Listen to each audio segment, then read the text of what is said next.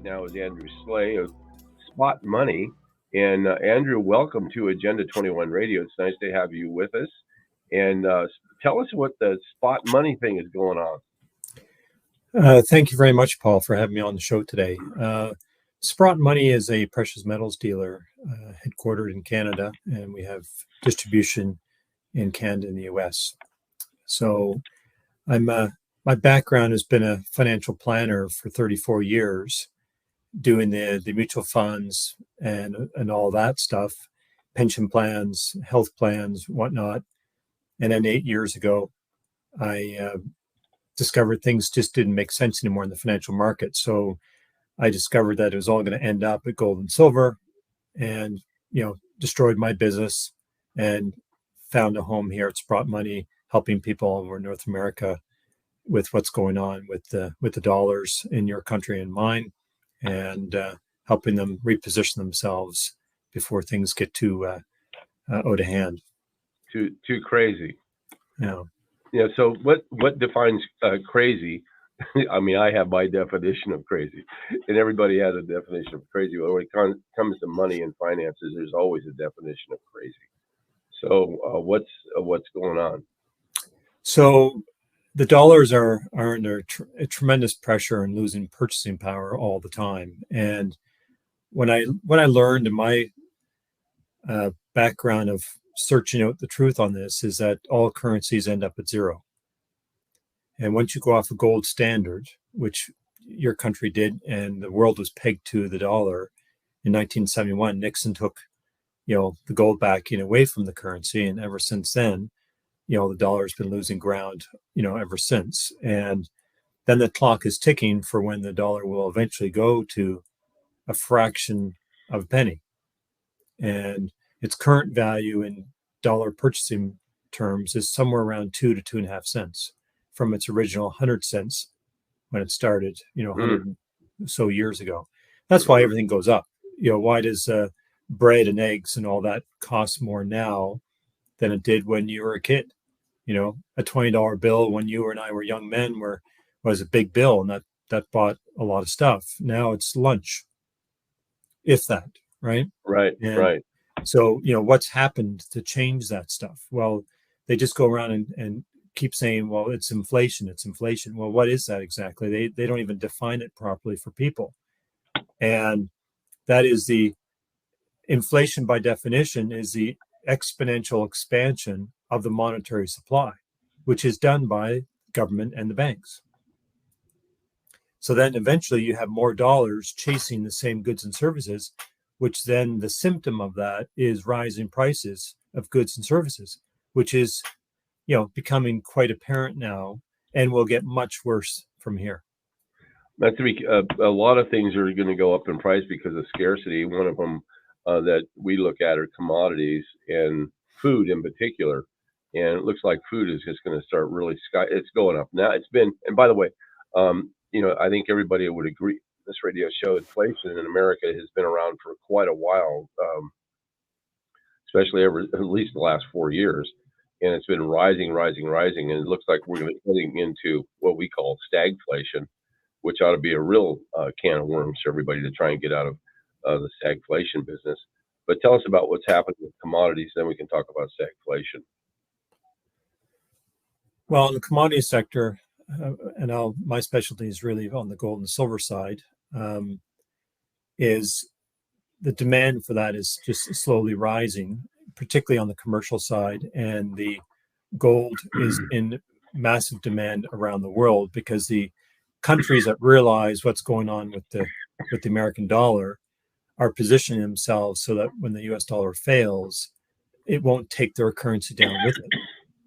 So that's the defense, is that, around the world, China, Russia, Germany, Poland, there's a plethora of countries that are trying to get as much gold as they can while they can to be able to back their currency in some portion when all this falls apart, and then their currency won't fail.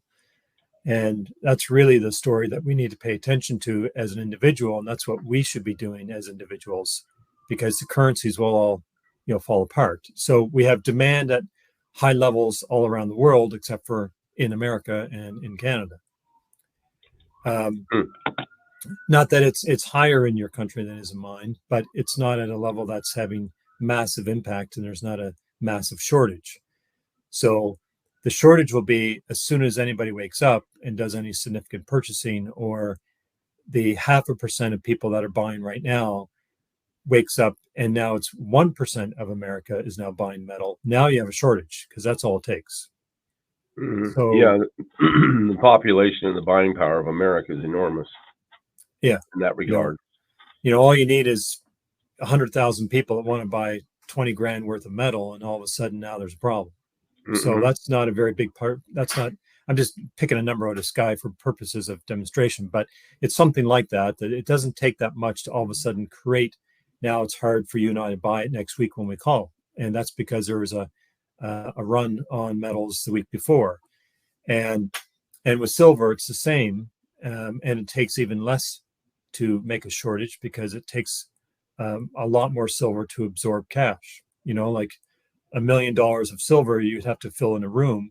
$1 million of gold fits in a shoebox, right? So it takes a lot more metal, a lot more silver to absorb the money that's going into it, and that's why that sells out very quickly. So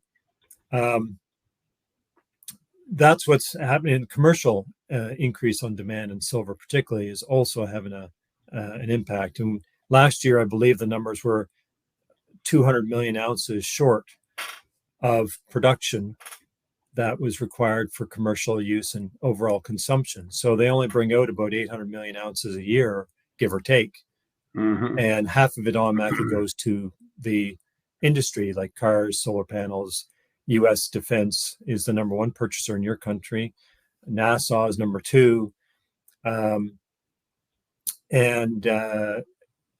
silver is only second to oil in use of manufacturing around the world. So, oil is a component in everything, and silver is number two in that lineup. It's in, you just name it, like medical masks that are, certain clothing that's designed to be antibacterial has silver, in it. Our phone call today is as a result of silver. It wouldn't happen otherwise. Then you have, all the high tech equipment is all because of silver. You have space, you have weapons, you have, you just name it. There's like 10,000 applications that silver is involved with. And so most of it is consumed and destroyed. And so it doesn't hang around like gold does. Most of the gold that's ever been mined is still available. We could be wearing Egyptian gold around our finger as a wedding band or something. It's all still around. A lot of silver is consumed and then destroyed and or put into landfills with electronics and whatnot. So anyway, there's a demand on there, but more importantly, it's repositioning yourself before things start to break, because the dollars, in our countries won't transition to the next phase. Yeah, that's going to be okay. So, what is the next phase? Let's go ahead and make that leap of faith here. What is the next phase? So they're trying to move to the central bank digital currency, which is very unpopular around the world. People that understand what it means, and when they do that, either the dollars could fail before that, or they're going to fail after they go to a digital currency, which I think is going to be the latter.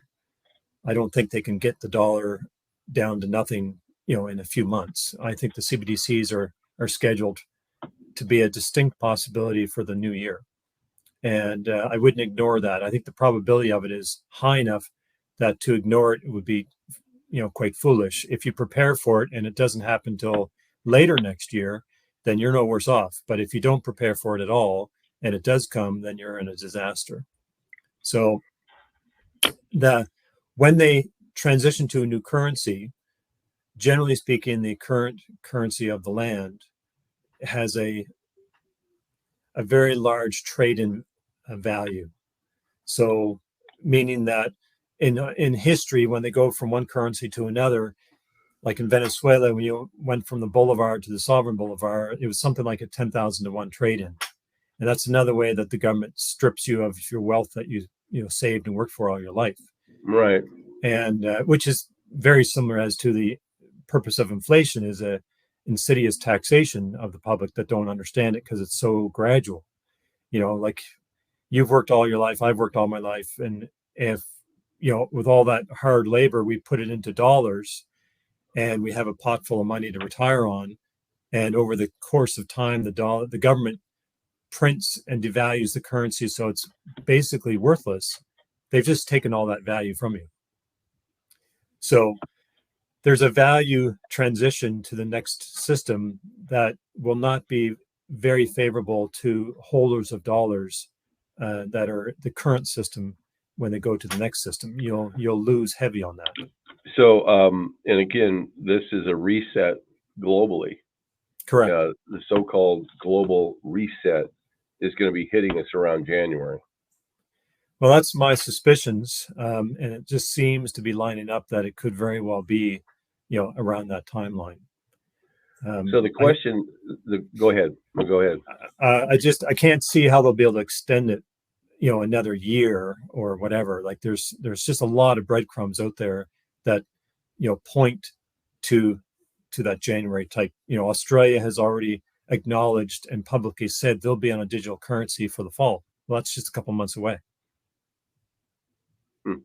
European Union has already completed phase 2 of preparation phase to put a European digital currency in place. And they did that several months ago, and they only have to do phase 3 now as implementation. So that tells me it's not years and years away. It's just phase 2. Phase 3. That's all you need to do, and it's done. So this is around the corner, and they're hiding it very well. But I think it's dangerously close. Yeah, we're talking to Andrew Sleigh about gold and what's going to be happening here, possibly as early as January, switching out the dollars for gold, basically, is gold-based economy, and he's with Sprott Money. This is should be taken quite seriously by the population, obviously. But what's going to happen if the valuations aren't there? How are people? They're going to have digital value in. That's why we're all using the cards, and you just put the card down on the reader, and it reads it, and it digitally takes money away from you. That's basically the type of economy that they're trying to build here. So physical dollars will not be they're going to ask us to all give up our physical dollars. Correct. What's that going to look like? Well, there's a few possibilities there, and they're the ones in charge, so I can't tell you exactly, but I can tell you from looking at some things I've seen that it'll be something along the lines of, a favorable trade-in for the first week, or two, like maybe it's a 10-to-1 or 1-to-1 or something like that. Then week 2, it's going to be 50-to-1 or 100-to-1 ratio of turn-in, and week 3, 1,000-to-1, and then week 4, no turn-in, no credit. It'll be something that's going to encourage people to move in very quickly without losing too much, or it could be none at all. It's somewhere in between those two extremes. So what gives valuation to digital currency then after the dollar's gone? Ideally, nothing.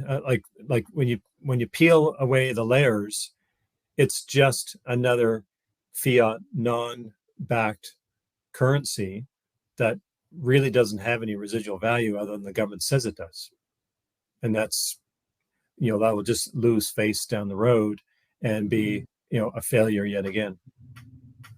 So I mean, this is very interesting because a lot of people, in fact, our Chris Street, who financially advises us, and he's our CEO of New California State, says that he doesn't believe the dollar is ever going to go away. What's your thoughts on that? Well, that's just denial.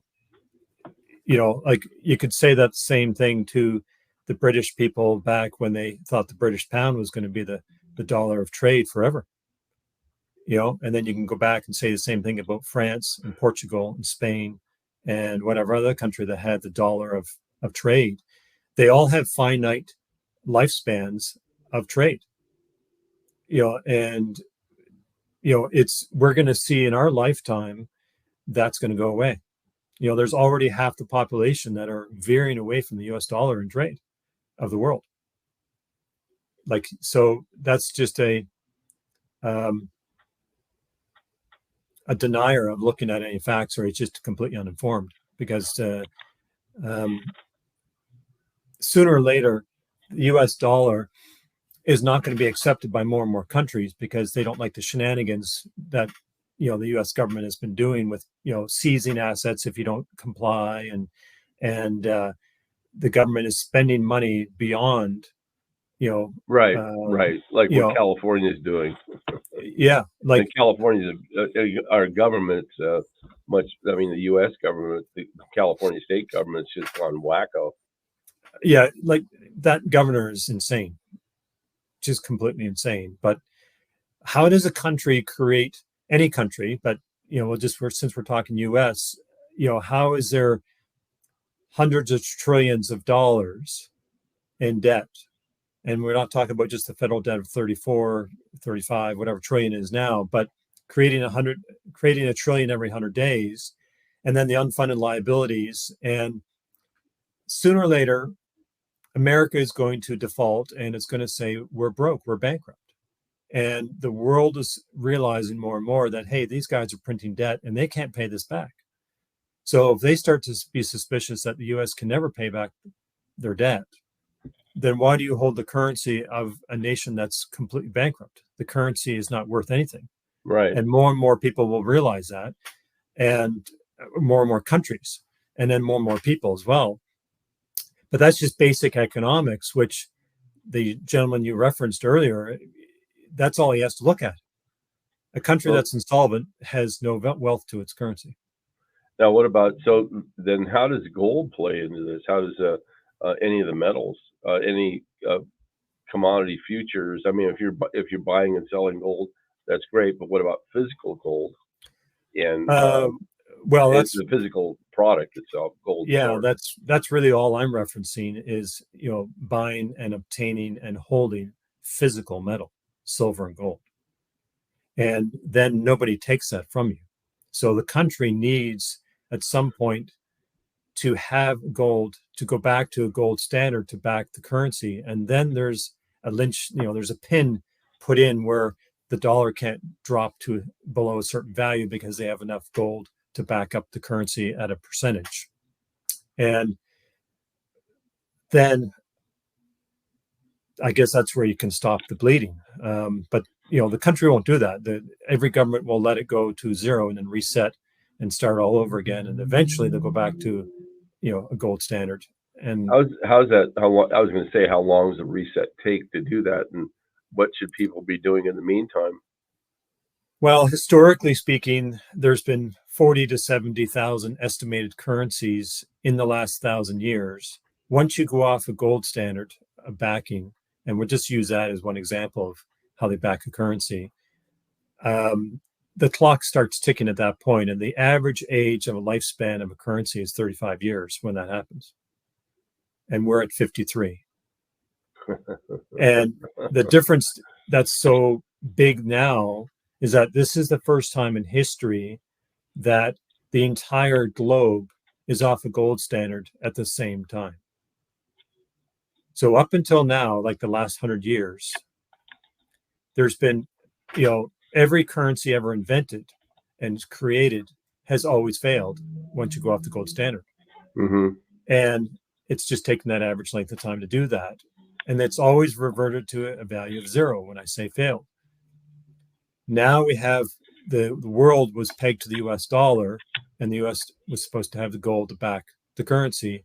And that's how that started to play in the 70s. And that's why gold took a large leap, because gold smelled a rat in the room, I guess.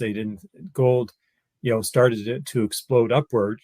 If you go back and look at a chart, because the US government started to print and go into debt a lot more accelerated, because they no longer had to keep restrained, because the dollar was now free to be printed into oblivion, because there's no longer a gold standard to back it. And that's why governments hate a gold standard, because it makes them stay within their bounds of what their budgets are.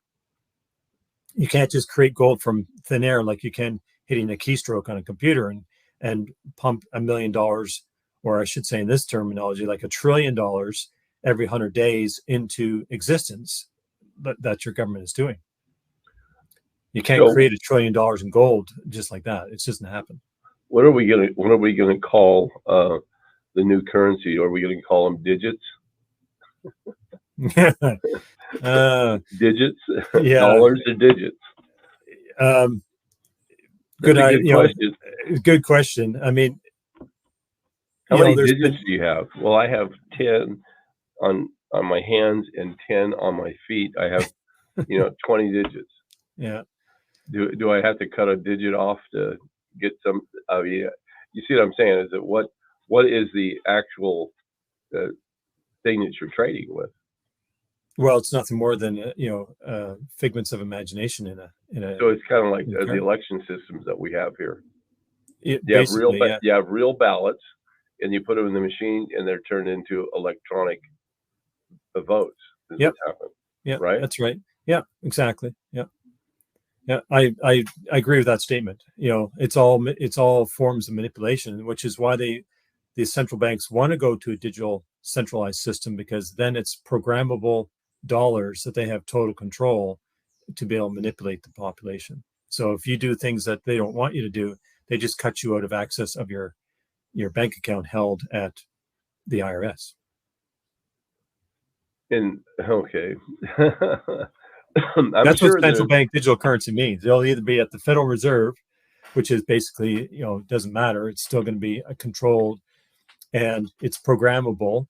And so, they're going to sacrifice all the banks, around the world to bring this digital system into existence one way or the other. Hmm. And it gives them ultimate control over the population, and they can make that dollar do whatever they want it to do.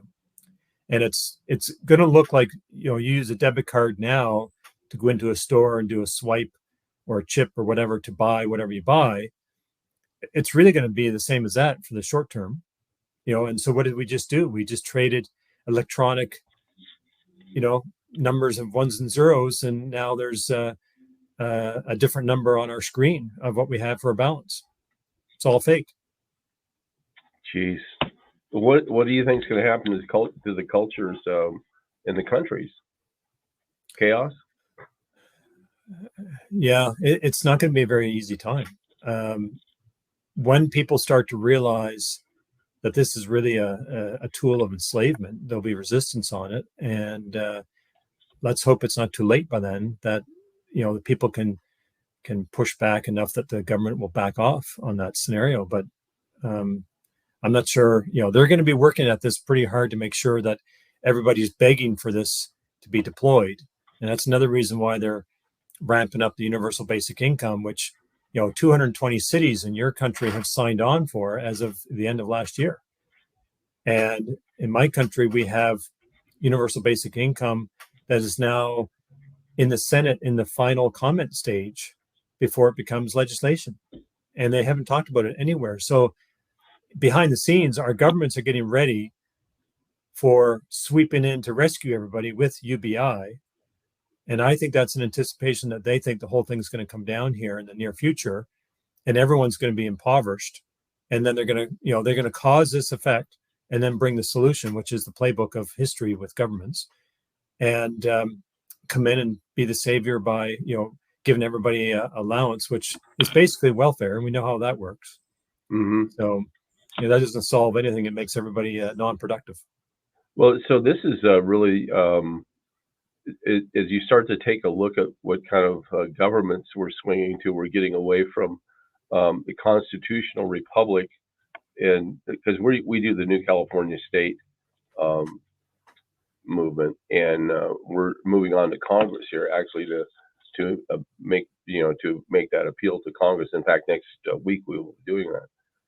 I'm sorry, a week and a half from now, and this is a very big concern because we're in a collapsing economy in California. California has basically stripped everybody they can of any kind of tax revenue by extortion taxation, and California is collapsing. So in that collapse, we're going to set up a new state that's going to be free market economy, basis, and of course our Constitution will reflect all that. But if you're trying to do that, and you've got all the resources to manufacture things now, but you still have some problems because what type of economy are you developing if you've got CBDs? Well, It just you doesn't haven't. make a lot of sense. You've created a new state and a new framework, but if you actually still have a CBDC, you don't actually have a free economy. Like a free economy is establish a cash, and everyone, and it's a cash economy. That's a free economy. Well, now you're talking about barters and things like that, a barter system, right? Initially, Yep. I mean, it could happen. I mean, that's what was going on in communism. And I remember I took a visit to East Germany and spent a lot of time over there. And barter was the big deal. That was in '92. That was in '92. The wall had fallen, and the D-mark, and German D-mark, was now implemented, but everybody was still into barter. Yeah, and that's going on right now in Nigeria because the digital currency has not done that well over there. It was adopted by very few, and they basically cut off the cash that the banks were allowing people to take out to use as payments for goods and services. So the economy switched over to barter, and now everyone's trading just amongst themselves and staying out of the system. When Lebanon's economy collapsed a couple of years back, and everything was fine right up until the night before, and then the banks didn't open the next day, and people were cut out of banks for 3 weeks, and so nobody trusts the banks over there now, and all the cash there now just rotates through the economy. Nobody deposits at a bank anymore, and so they use the Lebanese, whatever the currency is called, I don't recall, and then they have the US dollar, and then waiting in the wings are the people that have silver and gold, because the Lebanese currency will continue to fail, then the US dollar will fail, and then people will come in and they'll start bartering with silver like they do in Venezuela. Yeah, yeah. So bartering is a skill set. Yeah. It's going to develop into a necessary skill. Now, okay, so who are the geniuses behind this? The CBDC you're Right. referring to? Yeah. Right. Well, that's the central bank, the IMF, and the BIS, which is one and the same, more or less. So that's the central bank of central banks. The U.S. Fed is involved right up to their eyeballs on that. And these things all need to, if we want to have freedom and humanity, we really have to have all that go. Yeah, we don't need this. That's, I mean, Yeah. I like I said, I saw the bartering thing work in East Germany, and then of course a lot of the East Germans told me how it really worked, and because they had their own D-mark, East German D-mark, and it was worthless, absolutely worthless thing compared to what you could get with a barter system. That's right. You have a town, in your country, maybe more than one, in the Midwest, that went off the dollar standard a couple of years ago, and they use silver and gold in their microeconomy and have for the last couple of years, and they set the spot price of silver and gold each morning at 8 a.m. and again at 1 p.m. and they don't trade in dollars anymore.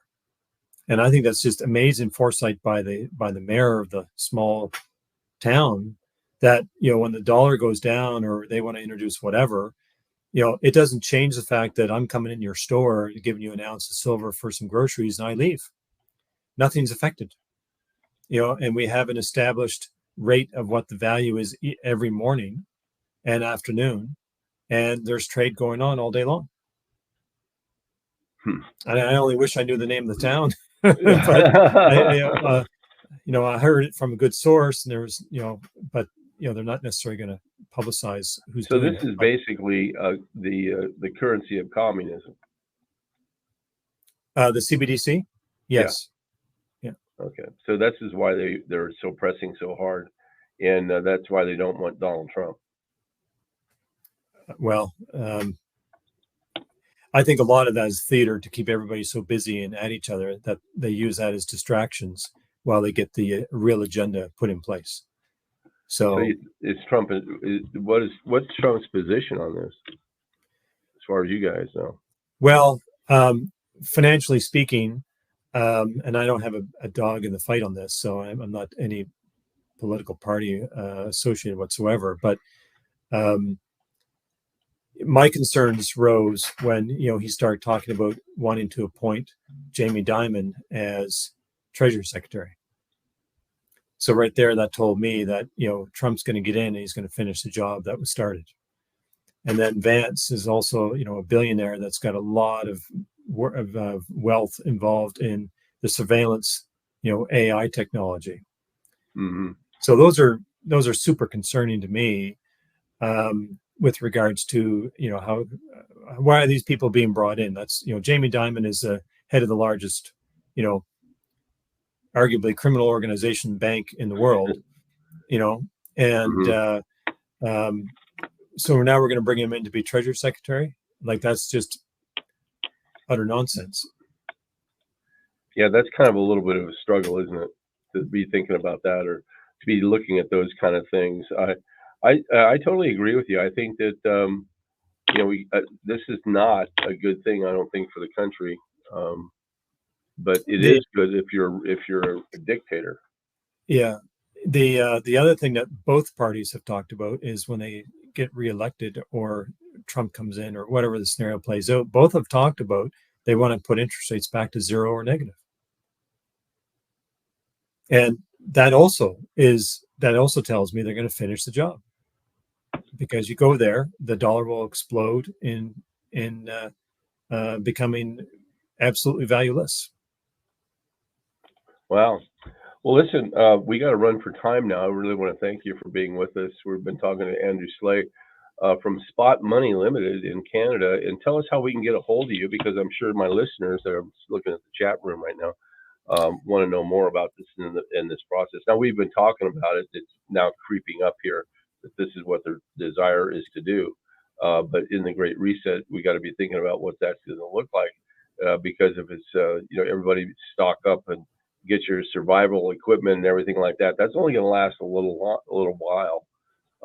People have still come out that I can see bartering going on and barter networks, and especially in a free market economy country to begin with. Even though we're moving to communism and in that process, we're still a free market economy, and the dollar is important to us. So, but tell us how we can get a hold of you.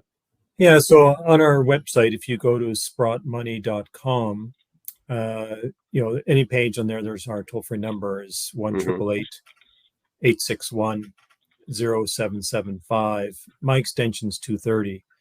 So you can also reach me by email at deathofthedollar at sprottmoney.com, SPROTT money.com, death of the dollar.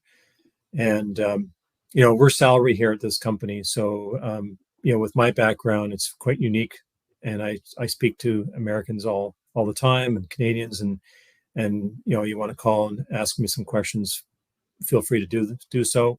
Yeah. If you don't get me, you'll get my voicemail, and I'll call you back as soon as I can. But it has been busy the last couple of weeks, so I'll get to you as soon as I can. So this will get into social credits. Yes, it will. Right over the page of China. Correct. Yeah. Okay, listen, Andrew, thank you very much for scaring the heck out of us.